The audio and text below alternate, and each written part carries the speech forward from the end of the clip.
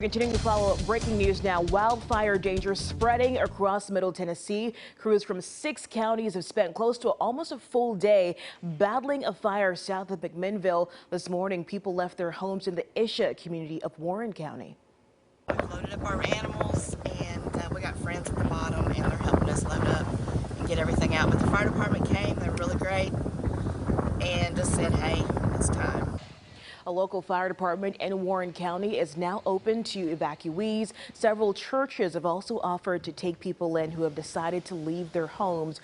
We'll check in on that firefight in just a minute. Crews have been dealing with dangerous conditions across Middle Tennessee. This is Murray County, where a 6-acre brush fire started off Terrapin Road on Monday. At least one structure was threatened. A number of fire departments teamed up to put this one out. And here in Davidson County, the Nashville Fire Department stayed busy throughout the overnight hours battling a brush fire off Buffalo Road. This has been a 2-day effort. A firefighter needed to be treated after a burning branch fell on his head. The Forest Service is now overseeing the situation. Fire crews in counties across the region are on alert as the winds pick up.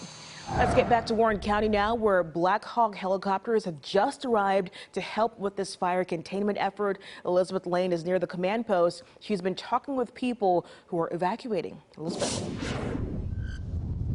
Nicole, good morning. And as the morning has gone on, the conditions have really become even worse here when firefighters are trying to fight this type of large brush fire. Actually, there's about 100 firefighters working on this right now. Also, several other trucks that have just showed up behind me from other counties, including Putnam County that's right here. So we did just get a closer look up at the command post.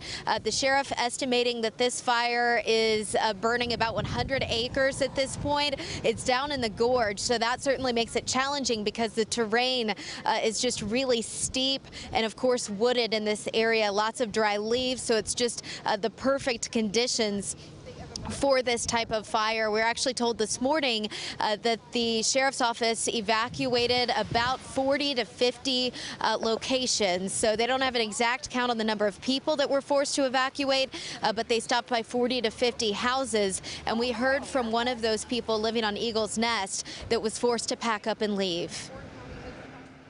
Concerned at all about having to leave your home? No. I don't worry about stuff like that. That's stuff. I would hate to see it go. Lives are more important. Lives are much more important. Of course, we don't want anything to happen. Yeah. But it's okay. Yeah, we don't live in fear. We just live in optimism and what's the next best thing to do right now. You know, that way you don't freak out and you don't get a stomachache.